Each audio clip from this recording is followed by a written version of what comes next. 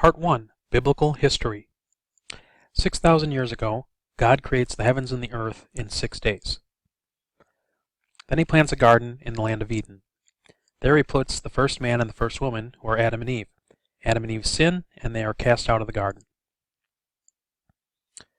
After Adam and Eve are cast out, they have more descendants, and one of their descendants, named Noah, is found to be righteous in the eyes of the Lord, while the rest of the world has gone basically wicked. God decides he's going to destroy the world with a flood, but he saves the animals, some of the animals, and Noah and his family in the ark, which is a giant boat, and they survive the floodwaters, eventually coming to reside in the mountains of Ararat, which is in Turkey, approximately over here. After that point in time, Noah and his descendants, including his 3 sons, Shem, Ham, and Japheth, begin to repopulate the planet. They come down to a land called Shinar, and there they build a tower called the Tower of Babel. From there, God confuses the languages, and the descendants of Shem, Ham, and Japheth disperse out to the rest of the planet. The descendants of Japheth go into Eurasia, Europe and Asia. The descendants of Ham end up going into Africa, and the descendants of Shem end up getting the Middle Eastern region. And from there, all of the rest of the population of the planet is dispersed from. God then tells one of the descendants of Shem to leave his homeland in Ur of the Chaldees, which is in Babylonia, and go into the land of Canaan. And Canaan is here, which is modern-day Israel. He eventually leaves a city by the name of Haran, which is up here in southern Turkey. His name is Abraham, and God promises him that if he'll leave his land and go to the land of Canaan, that he will give the land of Canaan to his descendants. So Abraham leaves the land of Haran, and he goes down into the land of Canaan, which is here. And God promises Abraham that he will give his descendants ownership of the land of Canaan. Abraham eventually has a son by the name of Isaac, and Isaac has a son by the name of Jacob. God changes the name of the son Jacob to Israel, and that is the start of the nation of Israel. Jacob has 12 sons, which become the 12 tribes of Israel. There was a famine, and eventually Jacob and his sons come to reside in the land of Egypt, specifically in a land called Goshen. And in the land of Goshen, the Israelites reside for a few centuries. However, the Pharaoh of the land of Egypt ends up putting them into bondage and slavery eventually while they're living in the land of Goshen. God then raises up a deliverer to bring them out of the land of Egypt in order to go back to Canaan to retake the land that was promised to them by God through Abraham. And so the name of that deliverer is Moses. So Moses ends up leading the Israelites out of the land of Egypt into the desert, and he leads them through the Red Sea, and the Pharaoh's armies are drowned in the Red Sea while trying to chase after him. And then they end up first going to, after getting the 10 Commandments on Mount Sinai, they end up going to the border of the land of Canaan. However, they get scared because they believe there are giants in the land, and so they end up not entering in, and God tells them that they have to go back out and wander in the desert for 40 years until that generation passes away, and then their children will get to inherit the land of Canaan. And that's exactly what happens. So they wander out in the desert for about 40 years, and then eventually they return back to the land of Canaan, and at that time Moses dies, and a guy by the name of Joshua takes over as the leader, and then they go in and they conquer the land of Canaan over the next 70 years. The start of that battle is a city by the name of Jericho. So for 7 years. So they spend 7 years conquering the land of Canaan and taking the land away from the Canaanites. Now, after 7 years, the Israelites have settled the land. They do not have a king. So there's a time period known as the time period of the judges, where God raises up judges to basically judge the nation of Israel every time they do something wrong. But they don't have any king for a couple centuries until finally they demand a king, and they get a king by the name of Saul. And Saul ends up being a bad king, so they end up getting another king that God gives them by the name of David. Now, David ends up founding a city by the name of Jerusalem. Now, the whole time that they were wandering out in the desert, they were worshiping at a temple made out of a tent called the tabernacle. However, when David founded the city of Jerusalem, his son built a temple, a permanent temple that was to house the Ark of the Covenant. And the Ark of the Covenant, if you've seen Raiders of the Lost Ark, that's that gold box that they're basically chasing. But the Ark of the Covenant contains the Ten Commandments. The Ten Commandments were given to God by Moses on Mount Sinai after they were led out of through the Red Sea. So Solomon ends up building a temple in Jerusalem, and the location of that temple, according to most historians, was here. This is known as the Temple Mount. And that is where Solomon built his temple to house the Ark of the Covenant, where the Jews would come worship. 3 times a year they would all come up in festivals to worship in the temple in Jerusalem. So that is where the temple was originally located, Solomon's temple. However, after Solomon died, another king took over, and there was a civil war in the land of Israel. And so the land of Israel, the 12 tribes of Israel were divided. You had the 10 northern tribes, which, the 10 northern tribes, which were in northern Israel, and they became the kingdom of Israel. And then you had Judea, and which was made up of Judah and Benjamin, and also some Levites that made up the southern kingdom of Judah. And these two kingdoms basically lasted for several centuries until a couple of events occurred. During this time there were good kings and there were bad kings, but eventually they became very bad, and so God first sends the Assyrians, who were leading out of a capital by the name of Nineveh, up in the northern part of Iraq and so forth, sends them down to capture the northern kingdom of Israel and takes them away into captivity. And those are known as the 10 lost tribes of Israel. And then they rename the land Samaria and repopulate it, and there may have been some residual Israelites left there, so there might be some interbreeding, but the Samaritans today, later on, would be known as the land where the 10 tribes used to reside, basically. It was called Samaria after that point. So then, many decades continue, but the southern kingdom is still standing, even though the northern kingdom was taken off into captivity. The Babylonians end up taking over the Syrian Empire, and so they start their own empire. They end up eventually under a king by the name of Nebuchadnezzar, coming and taking over the southern kingdom of Judea. And when they come and take over the southern kingdom, they end up destroying the temple in Jerusalem. And then they carry away the Jewish people captive back to Babylon. So the Jewish people, their temple is destroyed, and they were sent into captivity in Babylon, the southern kingdom.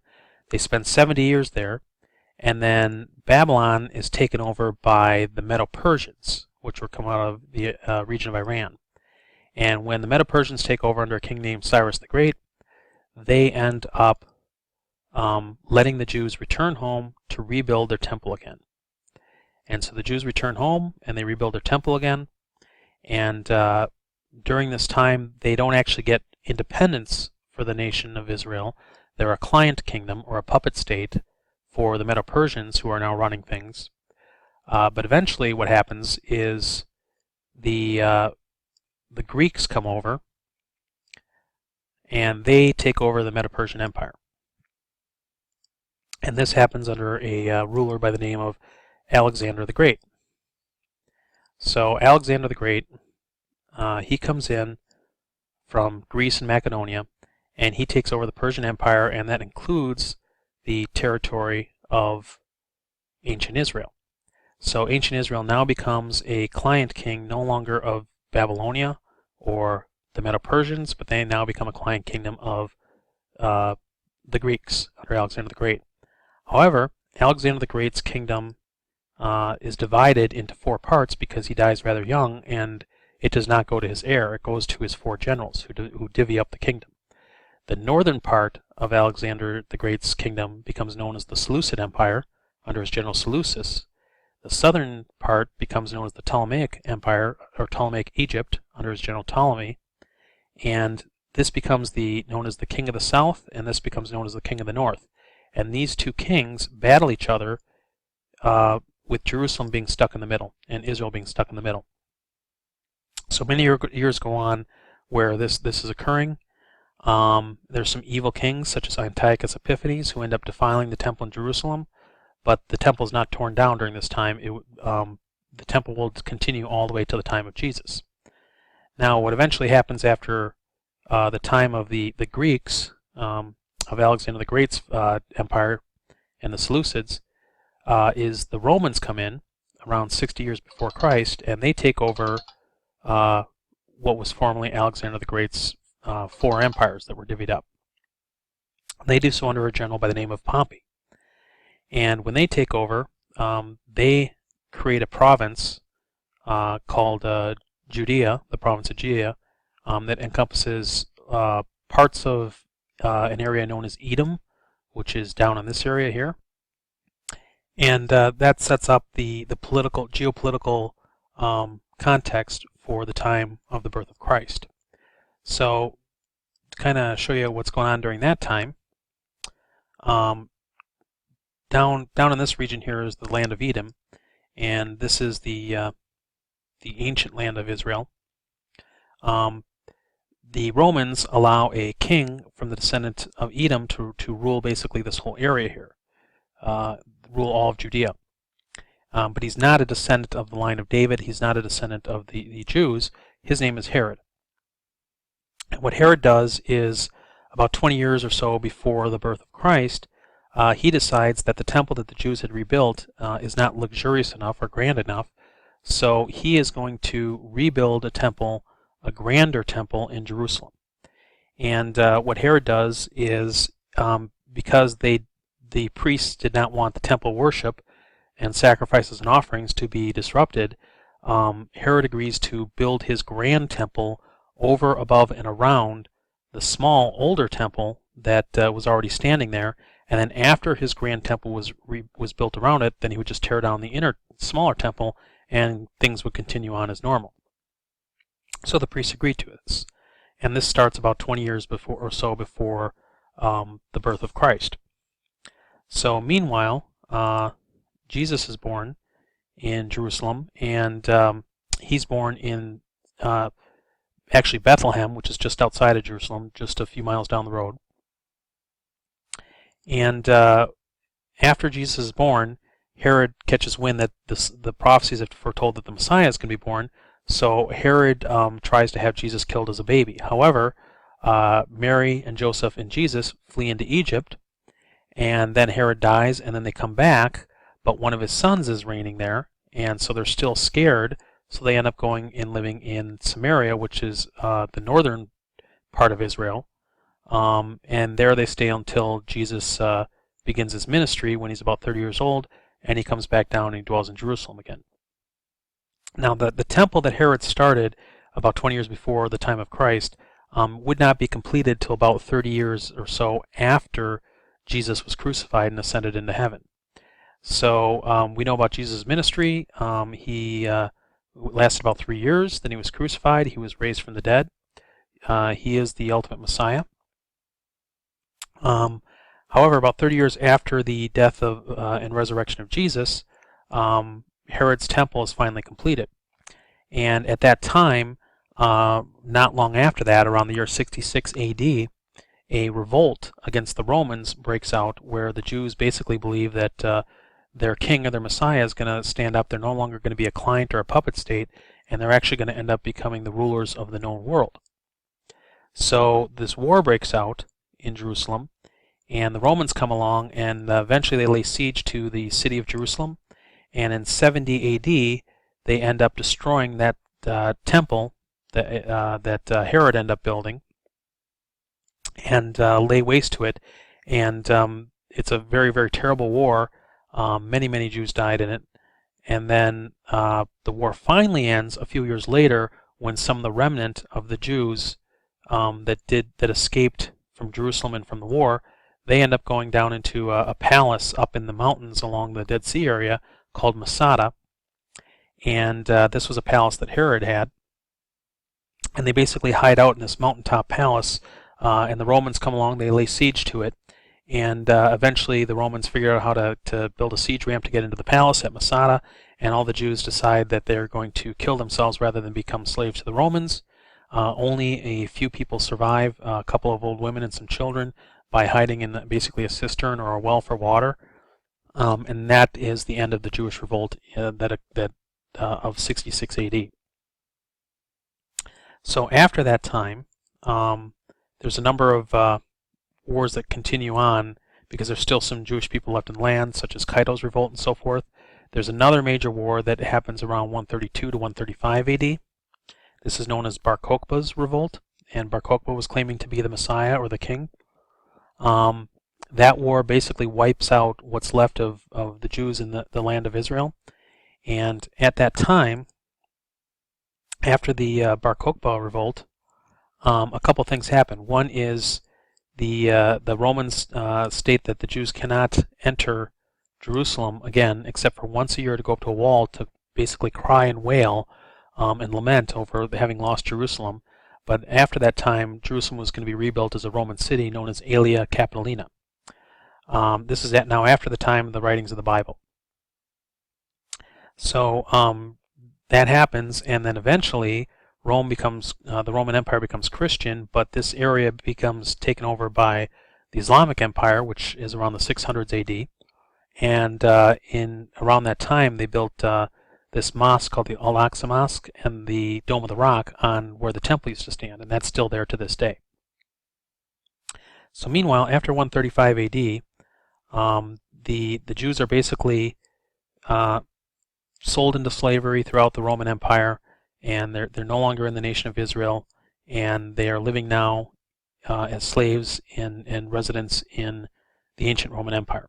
And they would stay in Europe and in those areas all throughout the world. They call this the diaspora, that dispersed throughout the world. They would stay in the state of the diaspora all the way up until about World War II. And they were persecuted during this time. For example, the Spaniards and so forth would persecute them during the Inquisition. Certainly Hitler created a horrendous persecution against the Jews during World War II. So after World War II, they were promised by the United Nations to get their homeland back in Israel, and they did. And in 1948, they became a nation again in Israel after all this time. However, when they became a nation again, they did not have the Temple Mount because the land was partitioned, and the Temple Mount was part of the land that they were not granted. But there was a war. That was in 1948. They became a nation again. There was a war in 1967 called the Six-Day War, in which they recaptured the Temple Mount. However, they still have the Al-Aqsa Mosque and the Dome of the Rock on there, so there's still a lot of tension and arguing that because these are very, very holy sites for Islam. So even though the Jews own the Temple Mount, this is still a place of worship, a very holy place of worship for Islam, and all you have to do is turn on the news to see the kind of tension and fighting that's still going on in this area even today over the Temple Mount and over the land of Israel being divided between the Jews and the Palestinians. And so that brings us up to today. So that's a basic overview of the history of the world according to the Bible. So now in the next videos, I'm going to begin to get into some more specifics in the context of things that are going on in the time of Jesus and so forth, and all the events leading up even to today in the Bible. But I wanted to at least give you this brief overview so you kind of understand the biblical worldview, how it compares through history. Now, one thing to point out is the empires, while this is all going on, when Abraham went into the nation of Israel, there are other empires that were rising in history. The first empire after the Tower of Babel was created by a guy by the name of Nimrod, who created the first Babylonian empire. And then the Assyrians were started by a guy by the name of Ashur, who was up in this northern region here. And then the Assyrians were taken over by the Babylonians. The Babylonians were taken over by the Medo-Persians, which came out of Iran.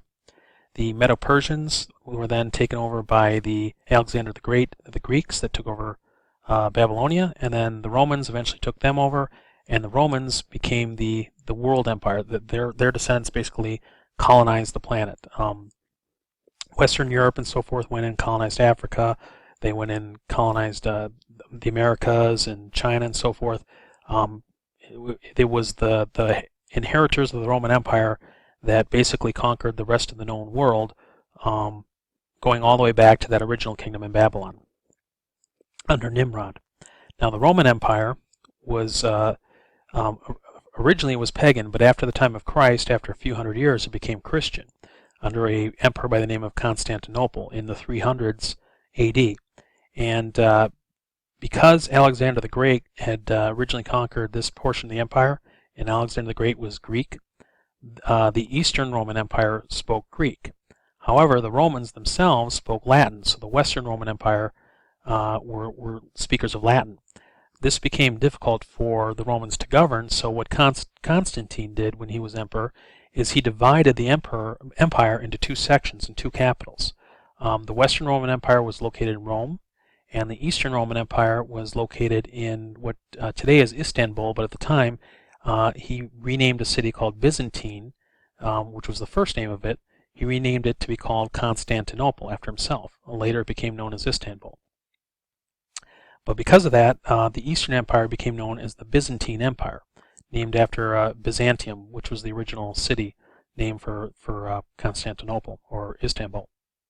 So the Western Roman Empire fell in the late 400s AD, and because it became Christian at that time, the Pope rose up and kind of filled in the void created by the collapse of the Western Roman Empire, and the Pope became the head of what's known as Christendom for all the way up even until this day and age. Now, the Western Empire, after it collapsed, eventually the Pope